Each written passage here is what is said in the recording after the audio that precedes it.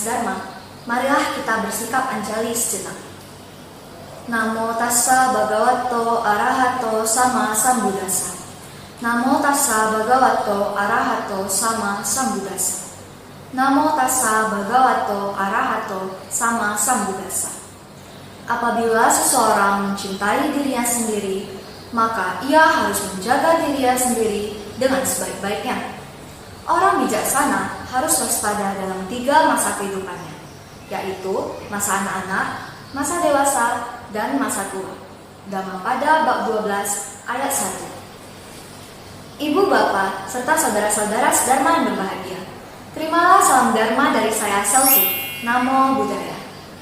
Semoga kita semua selalu diberkahi kesehatan dan kebahagiaan.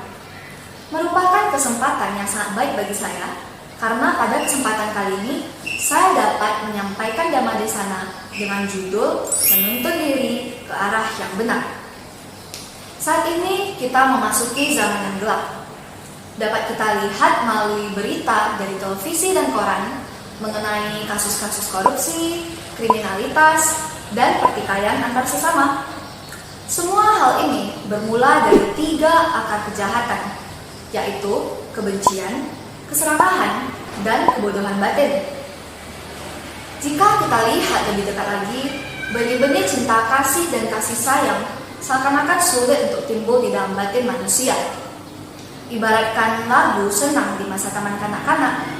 Di sini senang, di sana senang, di mana-mana hati pun senang, yang telah berubah menjadi sumbang. Di sini susah, di sana susah, di mana-mana hati pun susah. Itulah yang mencerminkan kehidupan kita pada saat ini. Lantas, bagaimana cara kita untuk mengembalikan lagu senang seperti di masa taman kanak-kanak? Jawabannya dimulai dari diri kita sendiri. Bercermin dari kehidupan yang penuh dengan keserakahan, kita diajak untuk lebih mendekatkan diri dengan Dharma. Cara untuk mendekatkan diri dengan Dharma adalah dengan menuntun diri ke arah yang benar. Dalam Mahamanggala Sutta disebutkan bahwa menuntun diri ke arah yang benar itulah berkah utama. Menuntun diri ke arah yang benar berarti menghindari perbuatan-perbuatan jahat, baik itu melalui pikiran, ucapan, dan perbuatan badan jasmani. Senantiasa berbuat baik, maka kita akan membawa manfaat bagi orang-orang di sekitar kita. Dalam menuntun diri ke arah yang benar memiliki suatu hambatan, yaitu perbuatan yang tidak benar atau perbuatan yang keliru. Perbuatan ini akan menghasilkan penderitaan di kehidupan selanjutnya. Oleh karena itu, kita harus menghilangkannya. Mengingat kehidupan ini dipenuhi dengan penderitaan, sebagai umat Buddha yang baik, kita harus senantiasa bertumbuh dan meningkatkan kualitas hidup kita. Dalam Digha Nikaya 2 ayat 313 disebutkan mengenai daya upaya yang benar. Yang pertama, mencegah hal-hal buruk yang belum ada agar tidak muncul di dalam batin kita. Di sini kita harus mencegah hal-hal buruk untuk timbul di dalam batin kita. Untuk itu, pertama-tama kita harus mengetahui terlebih dahulu yang mana perbuatan yang benar dan mana perbuatan yang salah. Lalu yang kedua adalah menghilangkan perbuatan-perbuatan buruk yang telah ada di dalam batin kita. Yang dimaksud di sini adalah kita harus menyadari niat jahat yang telah timbul di dalam diri kita, kemudian menghilangkannya dan berusaha agar niat tersebut tidak muncul lagi di masa depan. Dalam Dhammapada Lokawaga ayat 173 disebutkan bahwa seseorang yang meninggalkan perbuatan jahat dan menggantikannya dengan perbuatan baik, maka ia akan menerangi seluruh dunia bagai bulan yang tidak ditutup oleh awan. Lalu yang ketiga adalah upaya rajin untuk menumbuhkan niat-niat baik yang belum ada di dalam diri kita. Di sini kita harus rajin dalam menumbuhkan niat-niat baik tersebut. Mengetahui niat baik yang dapat membawa manfaat tidak hanya kepada diri kita sendiri, melainkan kepada orang lain. Lalu yang keempat adalah upaya untuk mempertahankan serta mengembangkan niat baik yang telah ada di dalam diri kita. Di sini kita harus bertekad dan mengarahkan semangat kita untuk terus menumbuhkan niat-niat baik di dalam diri kita. Menuntun diri ke arah yang benar maka kita telah membuka jalan menuju pintu mencintai diri kita sendiri. Karena orang yang mencintai diri sendiri akan selalu menuntun dirinya ke arah yang benar. Berbicara mengenai mencintai diri sendiri, di sini saya memiliki kisah, yaitu kisah Bodi Raja Kumara.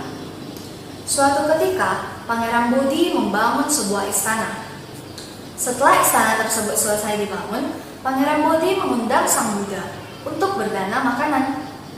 Pangeran menyemprotkan pengharum ruangan, 5 macam wangi-wangian dan dupa, serta tak lupa ia membentangkan sebuah kain mulai dari ambang pintu hingga ke dalam istana. Kemudian, Pangeran membuat harapan di dalam hati. Apabila Buddha berjalan di atas kain ini, semoga aku memiliki anak. Kemudian, Sang Buddha pun tiba ke istana. Pangeran Bodi mempersilahkan Buddha untuk memasuki ruangan sebanyak 3 kali. Akan tetapi, Buddha tidak beranjak dan hanya melihat ke arah Ananda. Ananda pun paham maksud Buddha dan meminta Pangeran Bodi untuk memindahkan kain alas dari lantai. Setelah Buddha selesai makan, Pangeran Bodi bertanya kepada Buddha, "Bante, mengapa Bante tidak mau berjalan di atas kain itu?"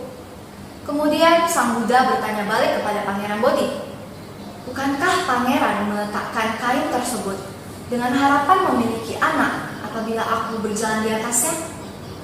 Pangeran Bodi pun membenarkan pertanyaan Buddha tersebut. Lalu, Buddha menceritakan mengenai kehidupan masa lampau Pangeran Bodi. Di kehidupan masa lampaunya, Pangeran Bodi dan istrinya merupakan 2 orang yang selamat dari bencana kapal. Pada saat itu, mereka terdampar di pulau yang tidak memiliki penduduk. Oleh karena itu, setiap harinya mereka hidup dengan memakan telur-telur burung, anak-anak burung, serta burung itu sendiri, tanpa perasaan menyesal sekalipun. Oleh karena itu, mereka tidak dikaruniai anak. Apabila pada saat itu mereka memiliki rasa penyesalan, di kehidupan ini mereka akan dikaruniai 1 ataupun 2 orang anak. Lalu, Sang Buddha pun membabarkan Dhammapada syair 157. Bila seseorang mencintai dirinya sendiri, maka ia harus menjaga dirinya sendiri dengan sebaik-baiknya. Orang bijaksana harus waspada dalam 3 masa kehidupannya. Lalu, Pangeran Bodi Raja Kumara pun mencapai tingkat kesucian Sotapati setelah Purbadhamma itu berakhir. Ibu, bapak, serta saudara-saudara sedharma, marilah kita selalu menuntun diri kita ke arah yang benar. Menuntun diri ke arah yang benar merupakan wujud nyata dari pengembangan cinta kasih kepada diri kita sendiri. Mencintai diri sendiri dengan benar niscaya akan menghasilkan manfaat yang menyebar ke segenap atmosfer dimanapun kita berada. Demikianlah Dhammadesana yang dapat saya sampaikan pada kesempatan ini. Semoga dapat bermanfaat bagi kita semua. Sabesata Bantu Sukitata, semoga semua makhluk hidup berbahagia.